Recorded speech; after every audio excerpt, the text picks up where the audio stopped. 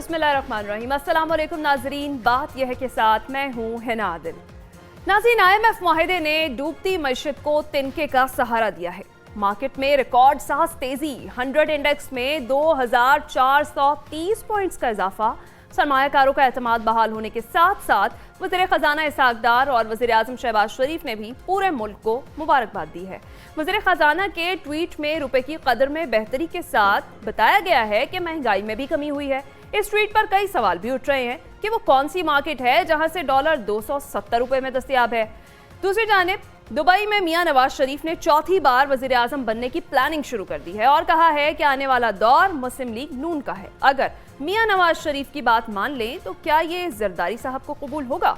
वज़ीर ख़ारजा बिलावल भुट्टो आजकल जापान के 4 रोज़ा दौरे पर हैं। उनके हमरा उनकी बहन आसिफा भुट्टो भी हैं। क्या एक सरकारी दौरे पर आसिफा भुट्टो जरदारी किस हैसियत से गई हैं और क्या उनको इस सरकारी दौरे पर उनके साथ जाना चाहिए था? इन तमाम मामलात पर आज के प्रोग्राम में हम बात करेंगे। हमारे साथ मौजूद होंगे रिजवान रजी साहब, सलमान आबिद साहब, डॉक्टर सईद इलाही साहब और हमें ज्वाइन करेंगे इम्तियाज़ आलम साहब। ब्रेक पर जाएंगे, ब्रेक के बाद जब वापस आएंगे सबसे बड़ा सवाल ये रखेंगे कि आप वाकई मईशत जो है मुस्तहकम होगी और आवाम के लिए IMF मुआहिदे में तकलीफ होगी या फिर रिलीफ, इस पर बात करेंगे। सबसे पहले बात करेंगे 3 अरब डॉलर का जो स्टैंड बाय अरेंजमेंट मुआहिदा हुआ है IMF के साथ, जो फिलहाल पाकिस्तानी मईशत के लिए ऐसे ही है जैसे डूबते को तिनके का सहारा होता है।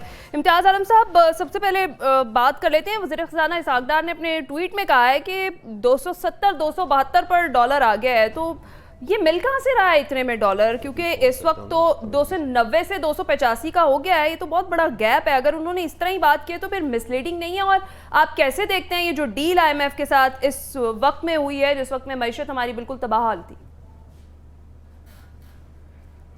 देखिए, IMF के प्रोग्राम से मालियाती और माली हिस्से काम आया है और ये जो 9 महीने की डील है स्टैंड बाई से आलमी मंडियों को भी और मकामी मंडियों को पैगाम गया है, क्योंकि ये पूरा एक आलमी सरमायादारा निज़ाम है जिसमें IMF का बड़ा कलीदी किरदार है और वो हमारी रेटिंग उसकी वजह से हमारी रेटिंग्स होती है। आप देख रहे हैं पाकिस्तान के बॉन्ड्स की कीमत बेहतर हो गई है। आप देख रहे हैं कि स्टॉक मार्केट में एक बहुत वापसी हुई है, कुछ 2000 पॉइंट से ज़्यादा का इजाफा हुआ है। ये डॉलर भी अब नीचे जाएगा, इससे इंपोर्ट्स भी आसान होंगी और ये जो बहुत सारे जहाज रुके पड़े हैं दरामदात के, उनकी पेमेंट्स वगैरह का सिलसिला भी चल निकलेगा। जो पैसे रुके हुए थे मल्टी डोनर से, वर्ल्ड बैंक से, एशियन डेवलपमेंट बैंक से, इस्लामिक डेवलपमेंट बैंक से और बाकी एशिया का जो इंफ्रास्ट्रक्चर का बैंक है और चाइना के भी बहुत सारी। उससे बड़ी बात यह है कि ये जो हमारा पिछला सैलाब आया था उसके हवाले से जो जेनेवा में कॉन्फ्रेंस हुई थी, उसमें कोई 9.5 या 10 अरब डॉलर की जो कमिटमेंट्स की गई थी वो भी एक तरह से रुकी पड़ी थी कि ये जो वायदा नहीं हो पा रहा था। बार कैप उसमें वायदा हो गया और उससे अब रास्ते खुल गए हैं और कम से कम ये है कि अगले साल तक तो कम से कम ये होगा कि पाकिस्तान मालियाती तौर पर मुस्तहकम हो जाएगा। अच्छा। और अब आप देखेंगी कि जिन लोगों ने डॉलर्स रखे हुए थे वो शायद जल्दी डॉलर्स भी अपने बाहर निकालेंगे और वो सोना भी लोगों ने खरीदना शुरू कर दिया था, तो बहुत सारी होर्डिंग भी हो रही थी। तो इस हिसाब से जो ये पाकिस्तान को चाहिए थे 20-22 अरब डॉलर इस साल के जो नया मालियाती साल है वो मेरा ख्याल है पूरे हो जाएंगे। लेकिन इस दौरान जो बात जो वज़ीर आज़म ने ठीक कहा है कि लम्हा फिक्रिया भी है। लम्हा फिक्रिया इस बात का है कि अगर हम अपने अखराजात पहले ही बड़े कम कर देते तो हमारा खसारा को 6.5% ना होता, ये 2-3% पे लाया जा सकता था सिर्फ अखराजात कम करके। फिर 4000 अरब रुपए की इस्तस्नियात हैं और मराआत हैं उमरा को और बड़े जो अमीर तबके हैं या ताकतवर हल्के हैं, वो 4000 अरब की आप इस्तस्नियात वापस ले लेते या उसमें से कम आधी भी कम कर लेते, तब भी आपका बजट खसारा पूरा हो जाता है। अब मामला ये है कि पाकिस्तान जो है वो अफोर्ड नहीं कर सकता किसी सूरत में मांगे तांगे के डॉलर्स पे अपनी मईशत को चलाने में। یہ اگر ہم نے آئندہ اصلاحات نہ کی، صحیح طرح کی اصلاحات نہ کی، تو پھر اس میں یہ ہوگا کہ پھر سے یہ جو ڈیفالٹ کا خطرہ ہے وہ ہمارے سامنے منہ پھاڑے کھڑا ہوگا. تو میں سمجھتا ہوں کہ اس دوران میں کرنا یہ چاہیے کہ ہمیں جو اپنے غیر ضروری، جیسے مثال کے طور پہ وفاق میں آپ کو 6 وزارتیں چاہیے ہیں اور 1 درجن کے قریب آپ کو ڈویژن چاہیے ہیں، باقی آپ یہ سب ختم کر دیں. آپ کو 20% جو ہے اپنا ڈیفنس کا اخراجات بھی کم کر سکتے ہیں دفاع پہ سمجھوتا کیے بغیر، یعنی جو نان کمبیٹ ایکسپینڈیچر ہے جنہیں کہا جاتا ہے. آپ اپنی بیوروکریسی پہ مزید کٹ لگا سکتے ہیں، آپ اپنی کارپوریشنز کے جو گھاٹے ہیں انہیں کافی کم کر سکتے ہیں. آپ کو یہ کافی اصلاحات کرنی پڑیں گی. پھر یہ کہ یہ جو ٹیکسیشن کا جو پھر کیا گیا ہے، اب 2 لاکھ روپے مہینہ کمانے والا جو ہے وہ اپنے 1.5 مہینے کی آمدنی جو ہے وہ تو ٹیکس میں دے دے گا. اسی طرح 3 لاکھ کمانے والا تقریباً 2.25 مہینے کی یا 2 مہینے کی اپنی جو تنخواہ ہے وہ ٹیکس میں دے گا. اب یہ مڈل انکم گروپس جو آپ ٹیکس لگا رہے تھے، اس کی بجائے آپ کو چاہیے تھا کہ ان سیکشن پہ ٹیکس لگانے چاہیے.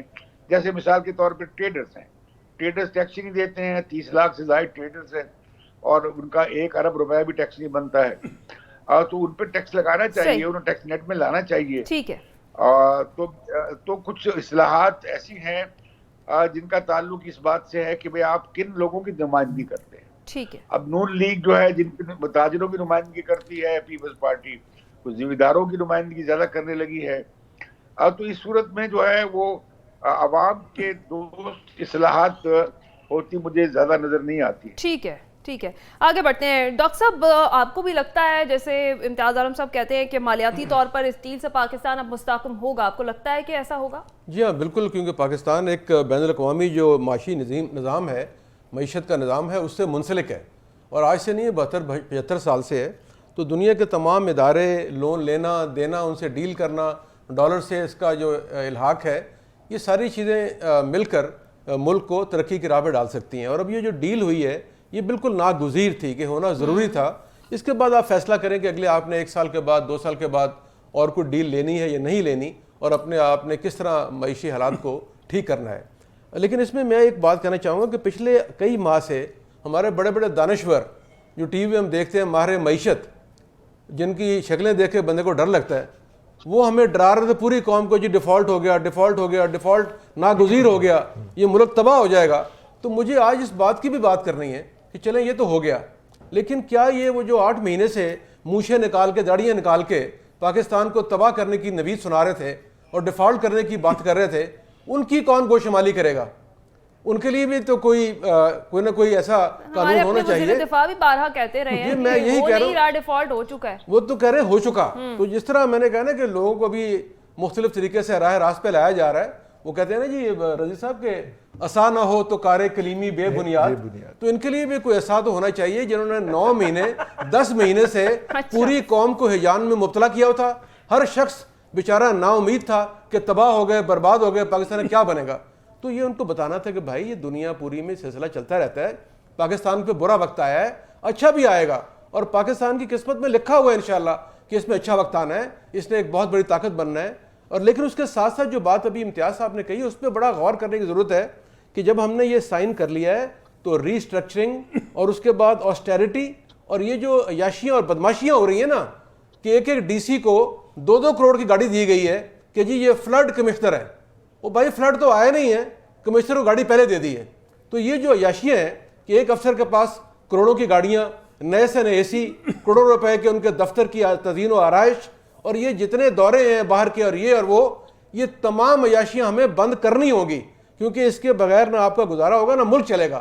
اور یہ وارننگ تھی آپ کے ملک کو کہ خدارہ یہ جو اشرافیہ حکومت، آپ دیکھیں معمولی سعودہ جس کی تنخواہ ہوتی ہے کوئی 1 لاکھ روپیہ 17ویں گریڈ کا، وہ 5 کروڑ کی گاڑی میں بیٹھا ہوتا ہے اور جا کے 10 روپے والے آلو چیک کر رہا ہوتا ہے. تو میرا یہ اس وقت کہنا ہے کہ اس وقت حکومت کو، پرائم منسٹر کو، ان کی ٹیم کو، ان کے اتحادیوں کو یہ باور کرانا ضروری ہے کہ غیر ضروری اخراجات، غیر ترقیاتی اخراجات، عیاشیاں اور بدماشیاں بند کر دی جائیں، کیونکہ اگلے سال پھر ہمیں یہ موقع آئے گا. اس سے پہلے اپنے پیسے بچائیں، اپنی اکانومی کو ٹھیک کریں، اور جو ہمارے اگلے ہم نے کوئی پیکج لینے ہیں تو ان کی مقدار کم کر دیں اور گریجولی IMF سے اور اس کے چنگل سے باہر نکل آئیں. ٹھیک ہے. رضی صاحب آپ کو بھی لگتا ہے کہ جیسے یہ ڈیل ناگزیر تھی، ڈاکٹر صاحب جیسے کہہ رہے ہیں، اسی طرح سے اصلاحات بھی ناگزیر ہے، اب کرنی ہی پڑیں گی، اس کے بغیر جو ہے کوئی راستہ نہیں ہے ہمارے پاس؟ یہ تو بڑی عرصے سے ہم اس بات کو ڈسکس کرتے آ رہے ہیں، سلمان عابد صاحب بھی اور خاکسار بھی اس پروگرام میں ریگولرلی، کہ اصلاحات کے بغیر آگے نہیں جا سکتے. لیکن اس وقت جو حکومت ہے اس کے 40 دن بھی باقی نہیں رہ گئے، اور ایسی صورت کے اندر 40 دن رہ گئے ہوں گے، چلیں 40 دن، ان 40 دنوں کے اندر تو یہ اصلاحات ہو نہیں سکتی. یہ کوئی حکومت آئے اسٹرانگ مینڈیٹ کے ساتھ اور اسے اتحادیوں کی بلیک میلنگ کا سامنا بھی نہ ہو تو چلیں. اگر پیپلز پارٹی آتی ہے تو وہ ٹریڈر کے خلاف تو کوئی نہ کوئی اصلاحات کر لے گی، اور اگر مسلم لیگ نون آتی ہے تو وہ جیسا کہ لگ رہا ہے تو وہ کر لے گی. ان کے خلاف، لینڈ لارڈز کے خلاف تو کوئی کرنے کی کوشش کرے گی اگر اس کو اتحادیوں کے پریشر کا سامنا نہ کرنا پڑا. یہ 9 ماہ کے لیے ہمیں یہ پیکج ملا ہے تاکہ ہم سکون کے ساتھ الیکشن کروا لیں، اور الیکشن کے بعد اگلی حکومت انسٹال ہو جائے، اور وہ اگلی حکومت جو ہے وہ IMF کے ساتھ بیٹھ کے اسٹرکچرل ریفارمز کے اوپر ایک 3 سالہ لانگ ٹرم جو پروگرام ہے اس کو ڈسکس کر لے اور ڈسکس کر کے فائنل کر لے. اس کے علاوہ اس ڈیل کی اور کوئی حیثیت نہیں ہے. لیکن ان اے وے یہ ایک سٹیمپ بھی ہے کہ پاکستان ڈیفالٹ ہونے نہیں جا رہا. تو جو اس سٹیمپ کے بعد آنا چاہیے تھا وہ ہمیں آج اسٹاک مارکیٹ میں بھی نظر آیا ہے، وہ ہمیں روپی مارکیٹ کے اندر بھی نظر آیا ہے. آپ کہتے رہے پروگرام میں کہ ابھی کوئی ڈیل نہیں ہوگی IMF کے ساتھ. جی میں بالکل کہتا رہا، اور یہ وہ والی ڈیل نہیں ہوئی، یہ تو سٹینڈ بائی ارینجمنٹ ہوا ہے نا. وہ ڈیل 30 جون کو اپنی موت مر گئی جس کے لیے ہم نیگوشیٹ کر رہے تھے، وہ مکمل بھی نہ ہو سکی، اس کو ہم کمپلیٹ نہ کر سکے، وہ ڈیل مر گئی. یہ وہ بھی پلان بی تھا حکومت کے پاس کہ چلیں آپ 9 ماہ ہمارے گزروا دیجئے تاکہ ہمارے ہاں الیکشن ہو کے ایک حکومت انسٹال ہو جائے، اور اس کے بعد پھر ہم آپ سے بیٹھ کے یا اسی ڈیل کو کنٹینیو کر لیں گے یا اگلا کر لیں گے. ایک تو یہ بات ہو گئی. دیکھیے آج ڈیٹا بھی آیا ہے جس کو بڑے شیئر کیا ہے فخر کے ساتھ اسحاق ڈار صاحب نے. اسحاق ڈار صاحب نے پہلی دفعہ حدیث کے علاوہ کوئی اور ٹویٹ کیا ہے، سعید الہی صاحب. تو انہوں نے کہا ہے کہ جناب مہنگائی اس گزشتہ مہینے، جو گزشتہ مہینہ گزرا ہے اس دوران جو اس کی شرح ہے وہ 29% رہی ہے. گزشتہ سے پیوستہ مہینے جو ڈیٹا آیا تھا اس وقت 38% تھی. تو اگر ڈار صاحب نے 29% کا کریڈٹ لینا ہے تو ہم پھر 38% کا کریڈٹ کس کو دیں؟ یہ بھی ان سے پوچھنے والی بات ہے نا. ظاہر دکھا بھی نہیں ہے کہ کہیں مہنگائی میں کمی ہوئی ہو، اور ڈالر کے حوالے سے بھی جو انہوں نے بات کی ہے، اگر ڈیٹے کی بات، ڈالر جو ہے وہ نارملی اوپن مارکیٹ کے اندر ایسے ہو جاتا ہے. آج جب انٹر بینک کے ریٹ جاری کرے گا اسٹیٹ بینک آف پاکستان تو اس سے پتہ چلے گا. لوگ تو ڈھونڈ رہے ہیں 270 کا کہاں پہ مل رہا ہے، 272 کا کہاں پہ مل رہا ہے، 280 کا بھی کہیں پہ بھی نہیں مل رہا. مارکیٹ سے غائب ہو گیا ہے وہ پرائس، اس کی گری. ظاہر جنہوں نے خرید کے رکھا تھا کہ یہ 540 کا ہونا ہے، وہ اب کیسے بیچ دیں؟ میرا مطلب ہے کہ 270 کے اوپر یا 280 کے اوپر، تو وہ تو اس کو ہولڈ کریں گے اور فردر لاس کریں گے اگر انہوں نے ایسی کوئی حرکت کی. دیکھیے آپ کا خیال ہے انہیں فوری بیچ دینا چاہیے؟ آپ کا خیال ہے انہیں فوری؟ میرا تو خیال ہے کہ انہیں خریدنا ہی نہیں چاہیے تھا. وہ تو ہو گیا بات ہے. سلمان عابد صاحب کی آگے جتنی جلدی ہو جائے خرید ان کا نقصان کروائیں گے آپ. جی سلمان عابد تو ہمیں ہر حکمران آ کے ٹرک کی بتی کے پیچھے لگاتا ہے، پھر کہتا ہے یہ IMF کے ساتھ ہماری آخری ڈیل ہوگی. پھر پتہ چلتا ہے کہ جناب دوبارہ اقتدار آتا ہے تو پھر اس ٹرک کی بتی کے پیچھے لگ جاتے ہیں کہ ہمیں IMF کے ساتھ کیسے ڈیل کرنی ہے. بالکل ٹھیک بات ہے، IMF کے ساتھ معاہدہ ناگزیر تھا، اس کے بغیر آگے چلنا نہیں تھا، یہ بات بھی ہو گئی. اب سوال یہ ہے، ابھی ڈاکٹر صاحب نے رونا رویا ہے کہ DCO کو پتہ نہیں کس کس کو کیا دیتے ہیں. یہ ذرا وزیر اعظم کے اخراجات کو دیکھیں نا، ایوان صدر کے اخراجات کو دیکھیں نا، پرائم منسٹر کے اخراجات کو دیکھیں نا. یہ جو اس وقت 100 رکنی کابینہ بنائی ہوئی ہے وزراء مشیروں کی، اس کو بھی دیکھ لیں. وہاں پہ DCO پہ غصہ بعد میں نکالیں. جب اس ملک کا چیف ایگزیکٹو جو ہے خود عیاشیاں کر رہا ہو، خود جو ہے وہ پیسوں کا ضیاع کر رہا ہو، تو نیچے ڈپٹی کمشنر سیکٹری، ان سے کیا گلا ہے؟ آپ کون سے اپنے حکومتی اخراجات میں کمی کر رہے ہیں؟ کون سی اس کے اندر وہ شاندار روایات پیدا کر رہے ہیں جس کے اوپر ہم مثالی حکومت کہہ سکیں؟ ہم یہ کہہ سکیں باقی بڑی شفاف حکومت آئی ہے، بڑی سادہ قسم کی حکومت آئی ہے. یہاں تو کچھ نہیں ہو رہا. یہاں تو جس طریقے سے ماشاءاللہ ہم اقرا پروری کر رہے ہیں، حکمران طبقہ چھوڑ دیں، بیوروکریٹس کو چھوڑ دیں، ججوں کو نیچے، اب جو حکومت ہے وہ کر رہی ہے. پھر دوسری بات یہ یاد رکھیے، یہ جو اصلاحات ہوتی ہیں نا یہ لنگڑی لولی مفلوج بے بس قسم کی حکومتیں نہیں کر سکتی. یہ ٹھیک کہا رضوان رضی صاحب نے, ان کے پاس تو مینڈیٹ یہ بھی 2 ماہ کا 1.5 ماہ کا رہ گیا, لیکن اگر ان کے پاس مینڈیٹ بھی زیادہ ہوتا, یہ جو ہم نے پاکستان میں ایک نیا کولیشن بیسڈ ماڈل نکالا ہے نا, ایک صوبے میں کسی کی حکومت, دوسرے صوبے میں کسی کی حکومت, تیسرے صوبے میں کسی کی حکومت, چوتھے صوبے میں کسی کی حکومت, اور 14-15 جماعتوں کا پر مشتمل ایک حکومت بنا دیتے ہیں. سابقہ حکومت پی ٹی آئی بھی اس کا شکار رہی ہے, ابھی بھی حکومت شکار ہے. ایک بلیک میلر وہاں سے نکلتا ہے مولانا فضل الرحمان کی شکل میں, وہ آ کے کہتا ہے کہ جناب اس طرح سے چیزیں کریں گے, ان کا بیٹا کہتا ہے کہ وہی چیزیں چلیں گی تو پھر حکومت میں رہیں گے, ورنہ ہم حکومت چھوڑ دیتے ہیں. ادھر سے ایم کیو ایم کر دیتی ہے. ابھی دیکھیں نا ایم کیو ایم نے کراچی کے الیکشن کا بائیکاٹ کیا, آج ماشاءاللہ کیسا گورنر کو شاندار کریڈٹ دیا کہ وہ بڑے شاندار قسم کے سماجی خدمت کر رہے ہیں, کیونکہ کراچی کی بندر مارٹ میں انہوں نے بھی تو حصہ لینا نا, کیونکہ انہوں نے بھی کسی کے کہنے پہ کراچی کے الیکشن میں حصہ نہیں لیا نا. یہ بھی ایک راز ہے کہ کس کے کہنے پر انہوں نے کراچی کے اندر الیکشن میں حصہ نہیں لیا.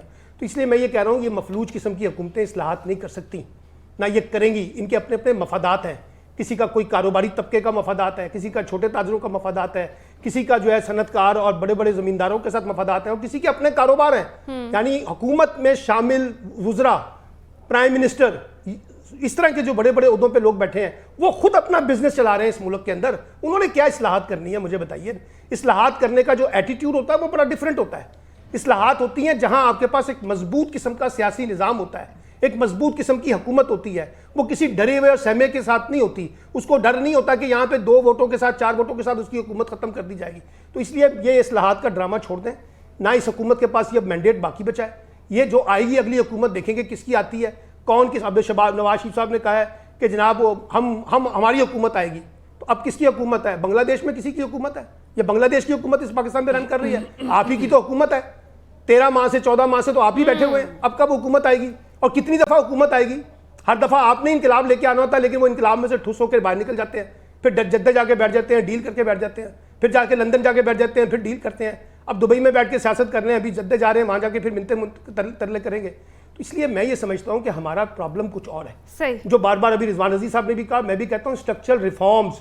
لیکن اس اسٹرکچرل ریفارمز کو کرنے کے لیے پاکستان کا رولنگ ایلیٹ طبقہ کبھی نہیں کرے گا. ایک بات بتاؤں. اور دوسری بات, یہ ابھی جتنے مرضی کہیں جی معاشی طور پہ بڑے مستحکم ہو جائیں گے, عام آدمی کی زندگی میں اگلے 1.5-2 ماہ کے اوپر یہ جو نزلہ گرنا ہے نا IMF کے پیکج کا, تو پتہ چل جائے گا آپ کو.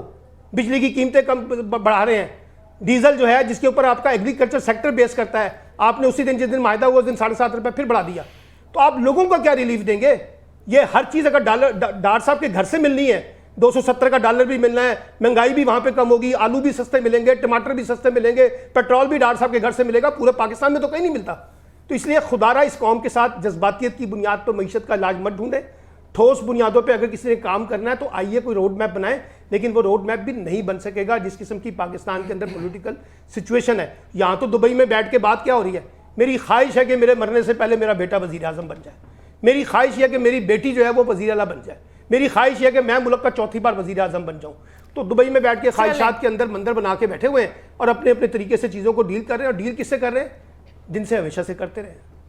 دبئی میں کیا کیا پلاننگ ہو رہی ہے اس پر ہم بات کریں گے, لیکن اس بریک کے بعد واقعی میاں نواز شریف 4تھی بار وزیر اعظم بننے جا رہے ہیں, اور اگر ایسا ہوتا ہے تو زرداری صاحب کو یہ قابل قبول ہوگا. بات کر رہے تھے دبئی میں کیا پلاننگ ہو رہی ہے. دبئی میں تو میاں نواز شریف نے 4تھی بار وزیر اعظم بننے کی شاید پلاننگ شروع کر دی ہے, اور ان کا یہ کہنا ہے کہ آنے والا دور مسلم لیگ نون کا ہے, اور مسلم لیگ نون ہی معیشت کو بھنور سے نکالے گی. رضوان رضی صاحب, جیسے سلمان عابد صاحب نے کہا کہ یہ دور کس کا ہے, پھر یہ کس کی حکومت ہے, اور اگر ایسا ہوتا ہے کہ میاں نواز شریف جو ہے 4تھی بار وزیر اعظم بنتے ہیں تو آصف علی زرداری صاحب کو یہ قابل قبول ہوگا؟ کیونکہ جب میاں شہباز شریف وزیر اعظم بنے تھے تو بلاول بھٹو نے بھی اور آصف علی زرداری نے بھی یہ کہا تھا کہ یہ میرے وزیر اعظم ہیں, تو کیا نواز شریف جب وزیر اعظم بنیں گے تو انہیں بھی یہی کہا جائے گا کہ یہ میرے وزیر اعظم ہیں؟ دیکھیے بات یہ ہے کہ اس وقت ساری پارٹیاں جو ہیں وہ الیکشن موڈ میں چلی گئی, اور الیکشن میں بڑے بلند و باند دعوے ہوا کرتے ہیں تمام پارٹیوں کی طرف سے. پرائم منسٹر تو وہی بنے گا جس کے پاس اکثریتی ووٹس ہوں گے قومی اسمبلی کے اندر, وہ پرائم منسٹر منتخب ہو جائے گا. اس میں کوئی زیادہ جو رولا ڈالنے والی کیا بات ہے. ہر پارٹی کلیم کرے گی ہمارا پرائم منسٹر بنے گا. مولانا فضل الرحمان صاحب بھی کلیم کر رہے ہیں کہ وہ اگلے پرائم منسٹر کے کینڈیڈیٹ ہیں. تو اس کے اوپر جو ہے وہ بجائے اس کے کہ ان الفاظ کو دیکھنے کی بات ہم کریں, ہمیں یہ دیکھنا چاہیے کہ اس وقت کیا جو سلمان عابد صاحب نے فرمایا کہ یہ جو الائنسز کی گورنمنٹ ہمارے اوپر مسلط کر دی جاتی ہیں، مطلب کہ جس کے اندر جو ہے وہ نہ پوری طرح ریفارمز کر پاتی ہیں، جس کے مطلب الائنسز کی گورنمنٹ کو تو چھوڑیے چلیں، وہ تو پھر بھی گورنمنٹ ہوتی ہے. یہاں پہ تو کیئر ٹیکر کی بولیاں لگی ہوئی ہیں، کیئر ٹیکر کس نے بننا ہے، اور اس نے پھر اپنے کون کون سے کام نکالنے ہیں. انہوں نے فائلیں بھی سیدھی کر کے رکھ لی ہوئی ہیں کہ انہوں نے کیئر ٹیکر بننا ہے اور اپنے کون کون سے کام نکالنے ہیں. آپ اندازہ فرمائیے کہ پاکستان کی 80% زراعت جو ہے وہ پنجاب میں ہوتی ہے، اور پنجاب کی کیئر ٹیکر کابینہ کے اندر کوئی زراعت کا وزیر نہیں ہے رکھا ہم نے احتیاطاً، ٹھیک ہے، کہ کہیں کوئی وہ زراعت کی بہتری کے لیے کوئی قدم نہ اٹھا لے. تو اس سے آپ ہماری ترجیحات کا اندازہ کریں اور ہم زراعت کے ذریعے انقلاب لانے چلیں، کیونکہ اگلے 6 ماہ کے ذریعے اگر انقلاب آ سکتا ہے وہ تو زراعت کے ذریعے ہی آ سکتا ہے. کہنے کا مطلب یہ ہے کہ دیکھیے اس وقت الیکشن موڈ میں ہے، ہمیں اس وقت پارٹی لیڈر کی سٹیٹمنٹ سے زیادہ ان کے اعمال کے اوپر نظر رکھنا ہوگی کہ وہ کرتے کیا ہے. نواز شریف صاحب کے پاس ووٹ ہوں گے، اگر قومی اسمبلی کے اندر ان کے پاس سادہ اکثریت ہوتی ہے تو وہ یا ان کے نامزد کردہ کوئی بھی شخص جو ہے وہ اپنا پرائم منسٹر کا امیدوار ہو سکتا ہے اور پرائم منسٹر بن سکتا ہے. اس میں کیا حرج ہے؟ ٹھیک ہے. امتیاز عالم صاحب، نواز شریف صاحب یہ دعویٰ کر رہے ہیں کہ آنے والا دور مسلم لیگ نون کا ہے، کیا یہ دعویٰ آپ کو حقیقت پر مبنی لگتا ہے؟ اور اگر جو سوال سلمان عابد صاحب نے اٹھایا تھا کہ ابھی کس کا دور ہے، پھر نواز شریف صاحب یہ بھی بتا دیں. میں پہلے پچھلے راؤنڈ کے حساب سے بات کرنا چاہتا ہوں. میں رضی بھائی کو مبارکباد دیتا ہوں کہ انہوں نے آج ہمیں بتا دیا کہ پلان بی کیا تھا. Plan be stand by arrangement تھا. اب میں بڑے عزم سے اپنے بھائی سے اختلاف کرتا ہوں کہ کوئی پلان بی ٹائپ کی کوئی چیز نہیں تھی، اور یہ اسٹینڈ بائی ارینجمنٹ جو ہے کنٹینیوشن ہے اسی معاہدے کی.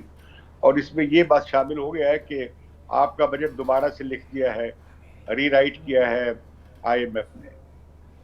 دوسری بات یہ کہ یہ ہم لفظ بلیک میلر کا استعمال کیا ہے. سلمان عابد صاحب نے سیاستدان، ایک ہمارے رہنما ہیں مولانا فضل الرحمان، میں سمجھتا ہوں کہ ہمیں یہ جو سیاستدانوں کی مٹی پلیت کرتے رہے ہیں میڈیا پہ، ہمیں کچھ کم از کم زبان کا احترام تو رکھنا چاہیے. رہی بات یہ کہ آئندہ سیاسی حالات کیا ہوں گے، الیکشن آیا وقت پہ ہوں گے یا نہیں ہوں گے، میں اس پہ کلیئر نہیں ہوں، کیونکہ اس کے باوجود کہ ڈیجیٹل مردم شماری ہو گئی ہے اور اس کی ابھی نوٹیفیکیشن جولائی میں ہوگا جا کے آخر میں. اگر تو اس کی گزٹ نوٹیفیکیشن ہو گئی پھر آئینی طور پہ لازمی ہوگا کہ انتخابات ہوں نئی اس کے حد بندیوں کے حساب سے، حلقہ بندیوں کے حساب سے. لیکن مجھے معلوم نہیں کہ 3-4 مہینے کیوں مانگتا ہے الیکشن کمیشن. اس بار تو ڈیجیٹل ہوئی ہے اور ہر حلقہ جو ہے کلیئرلی اس ڈیجیٹل مردم شماری میں آ گیا ہے، تو یہ مہینے سے زیادہ ٹائم لگنا نہیں چاہیے. اگر یہ مشکل نہ بنی تو پھر الیکشن شاید وقت پہ ہو جائے.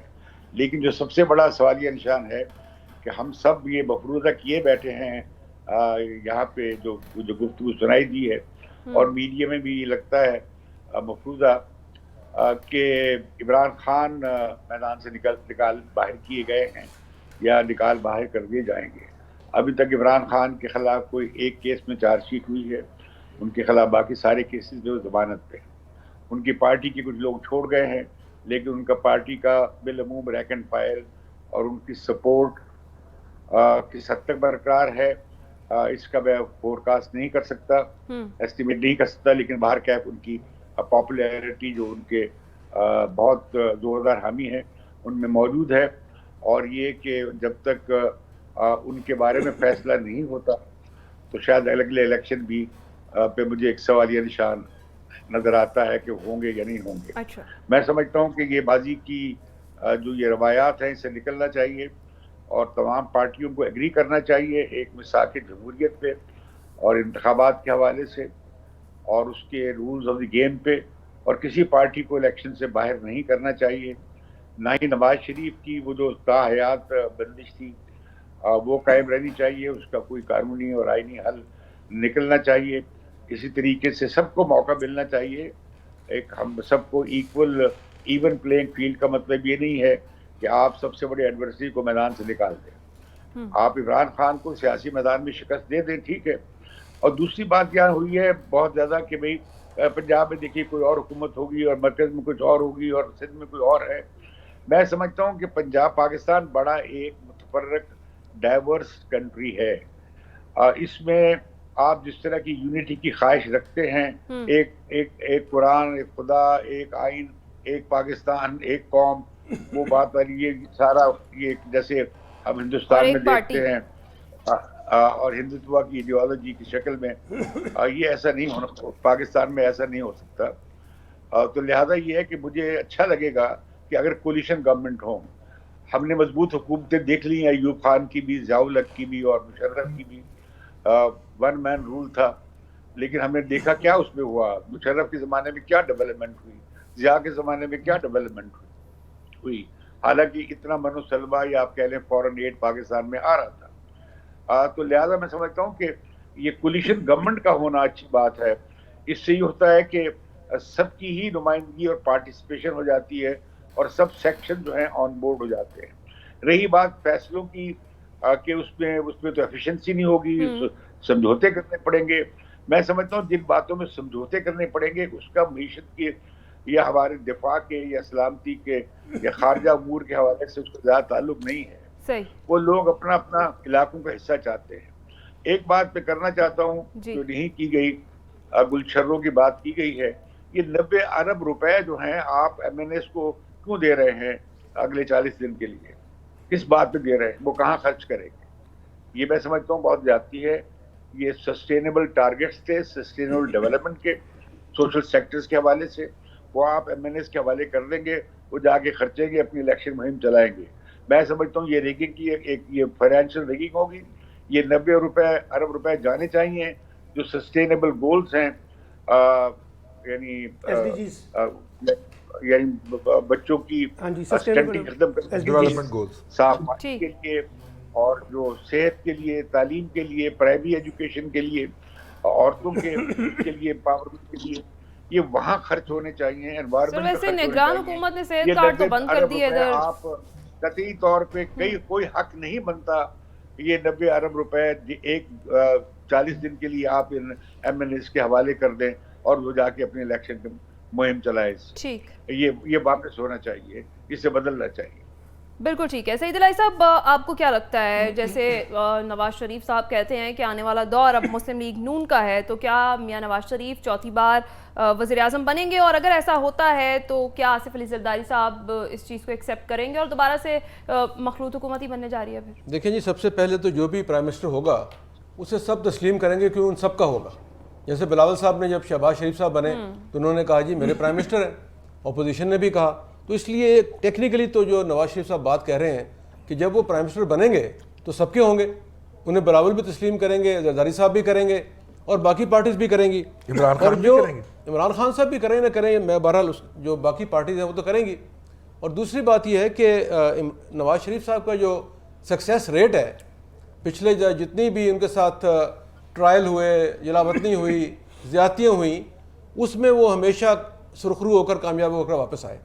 تو ابھی بات کر رہے تھے 2016 میں آپ کو یاد ہوگا کہ آئی ایم ایف کو الوداع کر دیا گیا تھا اور 50 بلین کی چائنیز انویسٹمنٹ سے آپ کی اکانومی کافی بہتر ہو گئی تھی.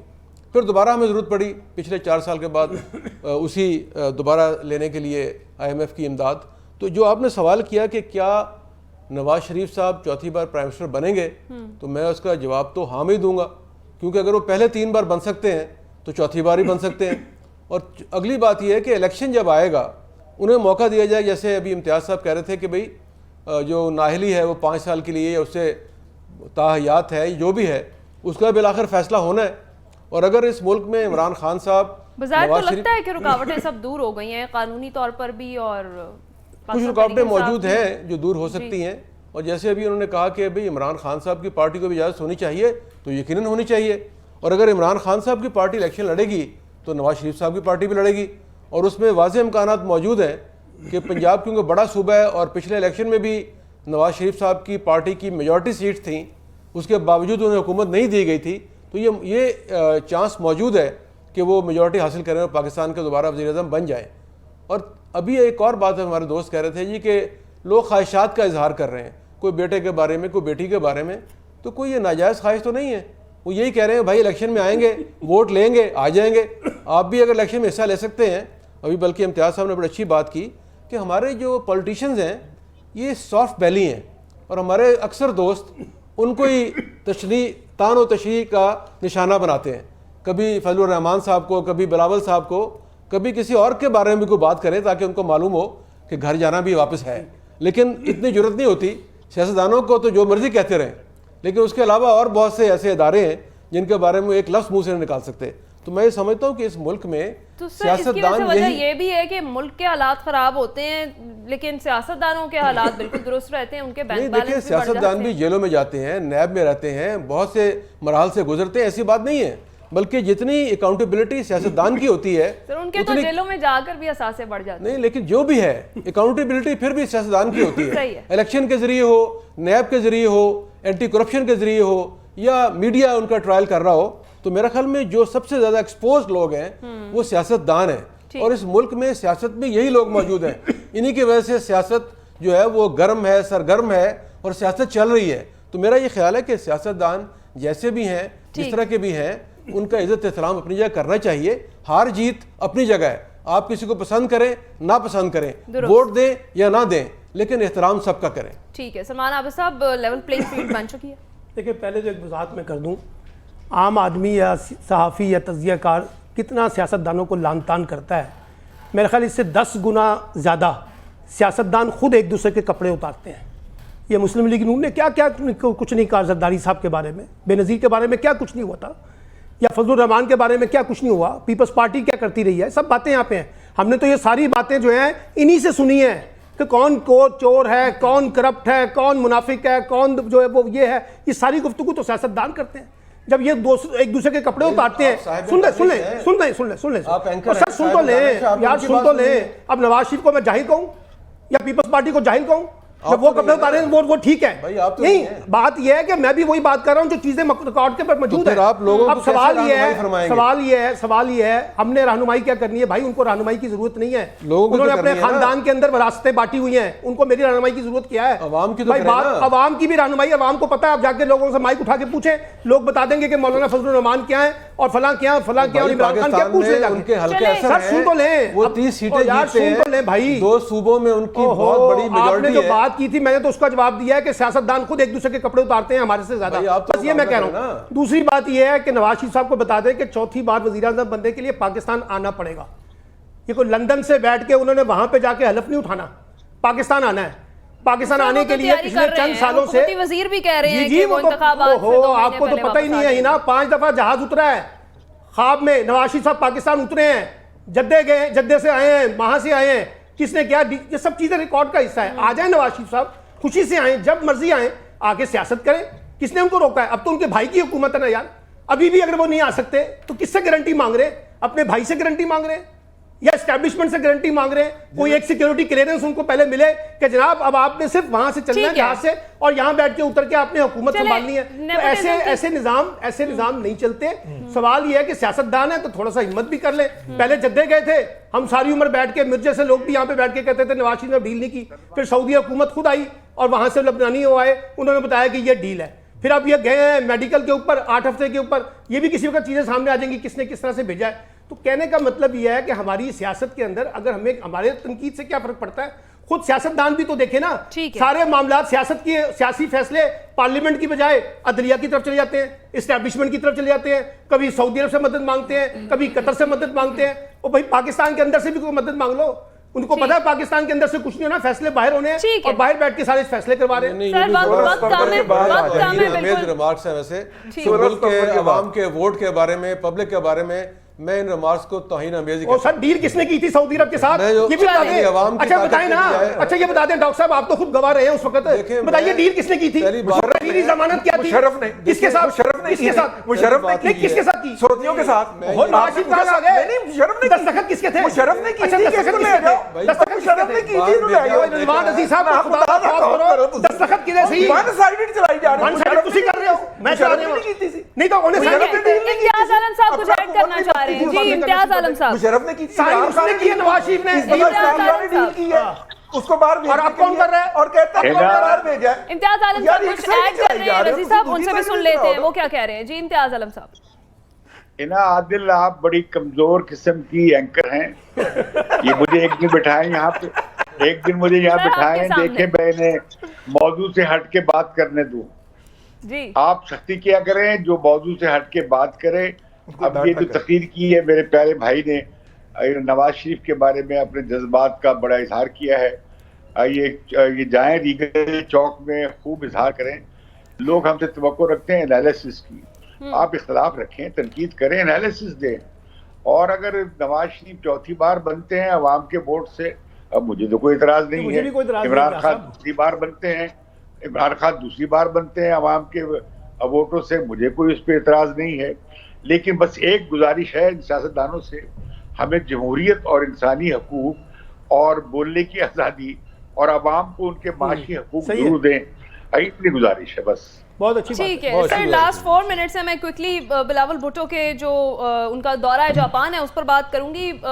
باتیں یہ بھی ہو رہی ہیں کہ وزیر خارجہ بلاول بھٹو آفیشیل دورے پر, 4 روزہ سرکاری دورے پر وہاں پر ہیں. ان کے ہمراہ ان کی بہن آصفہ بھٹو زرداری بھی ہیں, وہ کس حیثیت سے ان کے ساتھ گئی ہیں اور کیا واقعی ان کو جانا چاہیے تھا سرکاری دورے پہ ان کے ساتھ. امتیاز عالم صاحب. وہ ایک ایمبیسڈر ہے اس کی, یہ جو ہمارا جو بیماری ہے پولیو کی. اب پولیو ریڈیکیشن میں جاپانیوں کا پیسہ بہت دیا ہے جاپانیوں نے, اور دوسرا یہ ہے کہ خیبر پختونخوا میں سب سے زیادہ انویسٹمنٹ کر رہے ہیں جاپانی کہ یہ پولیو ختم ہو جائے. تو وہ اگر اس حوالے سے گئی ہیں تو مجھے تو اعتراض نہیں ہے, لیکن اگر ذاتی حیثیت پہ بھی گئی ہیں تو اعتراض والی بات نہیں ہے. اگر انہوں نے سرکاری خط پہ وہ نہیں گئی ہیں تو مجھے اعتراض نہیں ہوگا.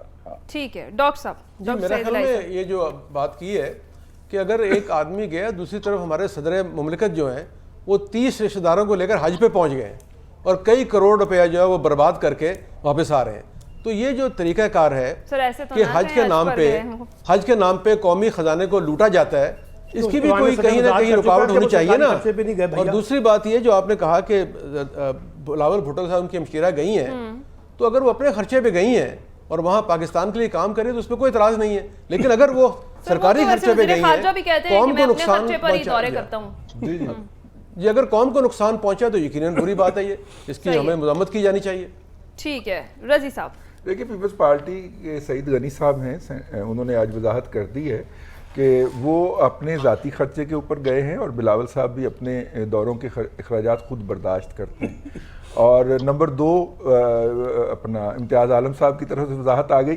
امتیاز بھائی میں نے آپ کو لیٹ قسم کی سالگرہ مبارک کہنی تھی, نہیں کہہ سکا, تو میں پروگرام کے توسط سے کہہ رہا ہوں. ہماری طرف سے بھی امتیاز عالم صاحب کو بہت بہت مبارک اور بہت بہت دعائیں آپ کے لیے. امتیاز عالم صاحب بہت شکریہ, بہت شکریہ. جی جی جی جی سلمان عابد صاحب. دیکھیں بات یہ ہے کہ سارے لوگ جو ہے نا اپنی ذاتی جیب سے پیسے خرچ کرتے ہیں. آپ کو کس نے کہہ دیا کہ یہ سرکاری خزانے سے جاتے ہیں؟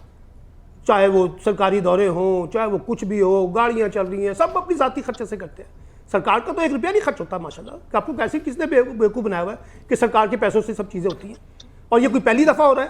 یہاں ہر حکمران کے پورے خاندان جو ہیں وہ حج بھی کرتے ہیں, عمرہ بھی کرتے ہیں, باہر کے دوروں پہ بھی جاتے ہیں, مہنگے ترین ہوٹلوں میں بھی رہتے ہیں.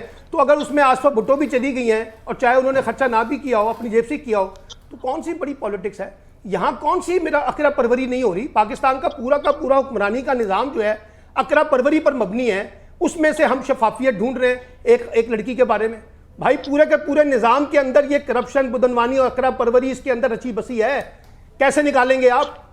اور یہ بنتک بڑی شاندار ہوتی ہے کہ جی سب اپنی جیب سے پیسے خرچ کرتے ہیں, سارے اپنی جیب سے پیسے خرچ کرتے ہیں. ملک کا قومی خزانہ تو انہوں نے تھوڑی لوٹا ہے. قومی خزانہ تو میں نے لوٹا, رضوان رضی صاحب نے لوٹا, آپ نے لوٹا, اپنا رضی حیدر اپنا انہوں نے سعید الہی صاحب نے لوٹا یا امتیاز عالم نے لوٹا, انہوں نے تھوڑی لوٹا ہے. یہ تو ایسی بلا وجہ ان کے اوپر کرپشن کے کیسز لے کے آتے ہیں.